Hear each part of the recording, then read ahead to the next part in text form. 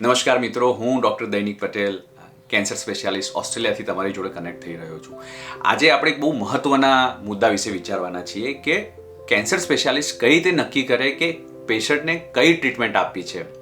તો આના માટે આ કન્સેપ્ટને સમજવા માટે હું તમને એક થેરાપ્યુટિક ટ્રાયેંગલની સમજણ આપીશ. થેરાપ્યુટિક ટ્રાયેંગલ એટલે કે આ ત્રણ મહત્ત્વના મુદ્દા કે જેના આધારે ડૉક્ટર નક્કી કરે કે પેશન્ટને કઈ ટ્રીટમેન્ટ આપવામાં આવે છે. સૌથી પહેલો મુદ્દો એ છે કે પેશન્ટ રિલેટેડ ફેક્ટર, બીજો મુદ્દો છે કેન્સર રિલેટેડ ફેક્ટર અને ત્રીજો મુદ્દો છે કે ટ્રીટમેન્ટ રિલેટેડ ફેક્ટર. સૌથી પહેલાં આપણે વિચાર કરીએ કે patient related factor. Patient related ફેક્ટરની અંદર આવે છે કે પેશન્ટની શારીરિક માનસિક તૈયારી છે કેન્સરના ટ્રીટમેન્ટ માટેની. શારીરિકની અંદર આવે બધા ઓર્ગન ફંક્શન એટલે કે હાર્ટ, કિડની, લીવર ફંક્શન, એમનું બોન મેરો ફંક્શન બરાબર છે કે નહીં. માનસિક તૈયારીમાં આવે કે એમની જોડે આ કેન્સરના ટ્રીટમેન્ટની સમજવાની કેપેસિટી છે કે નહીં, એ કોઈપણ સાઇડ ઇફેક્ટને એ રિપોર્ટ કરી શકશે કે નહીં, કેમ કે આ બહુ જ મહત્ત્વનું છે એમને સેફલી ટ્રીટમેન્ટ આપવા માટે. પછી આવે છે કે એમના જીનેટિકમાં કોઈ પ્રોબ્લેમ છે કે નહીં. ઘણા કેન્સર એ હેરિડિટરી કેન્સર હોય છે, એમની ટ્રીટમેન્ટ કંઈક એક્સ્ટ્રા હોય છે. પછી આવે છે કે પેશન્ટના ફેમિલી સપોર્ટ છે કે નહીં, કેમ કે ઘણી ટ્રીટમેન્ટમાં એક્સટેન્સિવ ટ્રીટમેન્ટ હોય તો એમને મોટા સિટીમાં જવું પડતું હોય છે અથવા તો એમને રેગ્યુલરલી ફ્રિકવન્ટલી આવવું પડતું હોય છે. એના માટેની એમની તૈયારી છે કે નહીં એ પણ બહુ જરૂરી છે. બીજો મુદ્દો આવે છે કે cancer related factors. Cancer related factor એટલે કે આપણા બધાને ઘણી વખત એવું લાગે છે કે બધા જ કેન્સર સેમ છે, પરંતુ એવું નથી. કેન્સરના બહુ જ બધા ટાઈપ છે. જેમ આપણે વિચાર કરીએ કે બ્રેસ્ટ કેન્સરના પણ ઘણા બધા ટાઈપ છે. તમે આ ફિગરની અંદર જોઈ રહ્યા છો કે બ્રેસ્ટ કેન્સરમાં જે કોમન કેન્સર છે એની અંદર હોર્મોન પોઝિટિવ કેન્સરનો એક ટાઈપ છે, HER2 પોઝિટિવનો ટાઈપ છે, ટ્રિપલ નેગેટિવ કેન્સર એગ્રેસિવ કેન્સરનો ટાઈપ છે અને થોડા રેર ટાઈપના પણ બ્રેસ્ટ કેન્સર હોઈ શકે છે. એમ કેન્સરના ડાયગ્નોસિસ માટે અલગ અલગ લેયરની અંદર નક્કી કરવામાં આવે છે. તો સૌથી પહેલાં તો કેન્સરનું સ્ટેજ કયું છે, એ લોકલાઇઝ જ છે કે એ લિમ્ફ નોડમાં કે શરીરના બીજા કોઈ ઓર્ગનમાં સ્પ્રેડ થયું છે, એના આધારે એનું સ્ટેજ નક્કી થાય. બીજી વસ્તુ કે એના બાયોપ્સી અને મોલેક્યુલર ટેસ્ટના રિપોર્ટ ઉપરથી નક્કી થાય કે કઈ ટાઈપનું કેન્સર છે.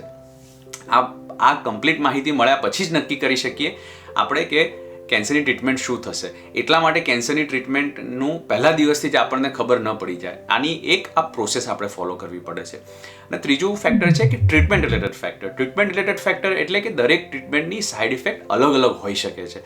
અમુક ટ્રીટમેન્ટની સાઇડ ઇફેક્ટ એ ઇન્ટેન્સિવ હોય છે, અમુક ટ્રીટમેન્ટની સાઇડ ઇફેક્ટ ઓછી હોય છે અને એ ડિપેન્ડ કરે છે કે તમે કેટલી ઇન્ટેન્સિવલી ટ્રીટમેન્ટ આપો છો. ઘણી વખત એક કિમોથેરાપી આપતા હોય છે, 2 કિમોથેરાપી આપતા હોય છે, targeted therapy, immunotherapy, hormone therapy, આવી અલગ અલગ ટાઈપની ટ્રીટમેન્ટ હોય છે.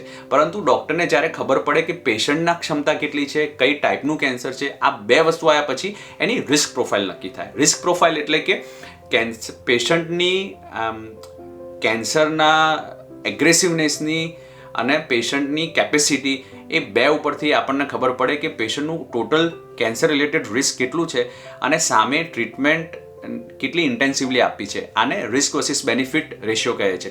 અલ્ટિમેટલી ડૉક્ટરનો ગોલ એ છે કે પેશન્ટને સાઇડ ઇફેક્ટ બહુ જ વધારે ના આવી જાય કે જેથી એમની ક્વોલિટી ઓફ લાઈફ બહુ જ પુઅર થઈ જાય અથવા તો એમને લોંગ ટર્મ કોઈ ઓર્ગન ડેમેજ થઈ જાય. એટલા માટે આ વસ્તુ વિચારવી બહુ જ જરૂરી છે. ઘણી વખત સેમ કેન્સરમાં ટ્રીટમેન્ટ એક પેશન્ટને અલગ આવે કમ્પેર ટુ અધર પેશન્ટ, કેમ કે યંગર પેશન્ટને ઇન્ટેન્સિવ ટ્રીટમેન્ટ મળતી હોય છે, જ્યારે ઘણા ઓલ્ડર પેશન્ટને કે જેમને શારીરિક ક્ષમતા નથી હોતી એમને થોડીક લેસ ઇન્ટેન્સિવ આપતા હોઈએ છીએ અને ઘણી વખત પેશન્ટનો પ્રેફરન્સ પણ મેટર કરતો હોય છે. એટલે આ બધું ડિસ્કશન કરવું બહુ જ જરૂરી છે. હવે હું આના સમજવા માટે તમને એક એક્ઝામ્પલ આપીશ. અમારા નજીકના મિત્રના મધરે રિસેન્ટલી મારી જોડે કન્સલ્ટ કરાવડાવ્યું. એમને રિસેન્ટલી ડાયગ્નોઝ બ્રેસ્ટ કેન્સરનું થયું હતું. એમને શરૂઆતની અંદર એમને લમ્પ ફીલ થયું, એટલે કે બ્રેસ્ટની અંદર ગાંઠ ફીલ થઈ. તો સર્જન જોડે એમને સર્જરી કરાવડાવી. એ ટાઈમે લાગતું નહોતું કે આ બ્રેસ્ટ કેન્સરની ગાંઠ હોઈ શકે છે, પરંતુ શરૂઆતની સર્જરી પછી ખબર પડી કે આ બ્રેસ્ટ કેન્સરની ગાંઠ હતી. એટલે એમને સર્જિકલ ઓન્કોલોજિસ્ટને મળીને એમને ફર્ધર એક્સટેન્સિવ સર્જરી કરાવડાવી અને લિમ્ફ નોડની બાયોપ્સી કરાવડાવી. અને એ દરમિયાન એમને સીટી સ્કેન અને પેટ સ્કેનની અંદર ક્યાંય એમને કેન્સરનો સ્પ્રેડ આવ્યો નહોતો. બાયોપ્સી રિપોર્ટમાં ખબર પડી કે લિમ્ફ નોડની પણ ઇન્વોલ્વમેન્ટ થયું નથી, એટલે કે આ અર્લી સ્ટેજનું કેન્સર છે. પરંતુ પેથોલોજિસ્ટે જ્યારે ફર્ધર ટેસ્ટ કર્યા ત્યારે ખબર પડી કે આ ટ્રિપલ નેગેટિવ કેન્સર છે. મેં જેમ હમણાં વાત કરી એમ ટ્રિપલ નેગેટિવ કેન્સર એ one of the aggressive type of breast cancer છે. પરંતુ હવે આ થયા કેન્સર રિલેટેડ ફેક્ટર, પરંતુ આપણે પેશન્ટ રિલેટેડ ફેક્ટર વિચાર કરીએ તો આ પેશન્ટને સિવિયર ડાયાબિટીસ હતો અને ડાયાબિટીસના લીધે એમના લોંગ ટર્મ એમની ચેતાઓ અને કિડની બંને થોડીક નબળી હતી.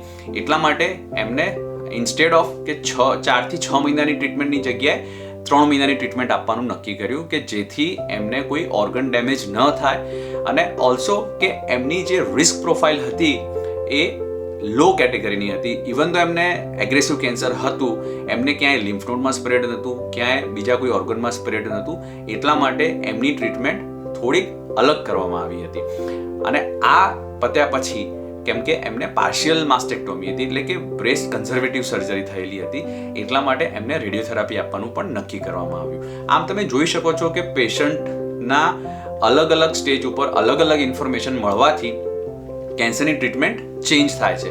એટલા માટે આ સમજવું બહુ જ મહત્વનું છે કે કોઈ વખત ઉતાવળ કરવી નહીં અને ડૉક્ટરની જોડે શાંતિથી 1-2 વખત કન્સલ્ટ લેવાનું થશે તમારે, કેમ કે આ બધી ઇન્ફોર્મેશન આવતા ટાઈમ લાગે. એટલે કોઈ દિવસ કેન્સરની ટ્રીટમેન્ટ માટે રશ કરવો નહીં અને હંમેશા તમારે પોતાને આ સમજીને પેશન્ટ જોડે ડૉક્ટર જોડે ડિસ્કસ કરીને તમારે ટ્રીટમેન્ટ નક્કી કરવી જોઈએ.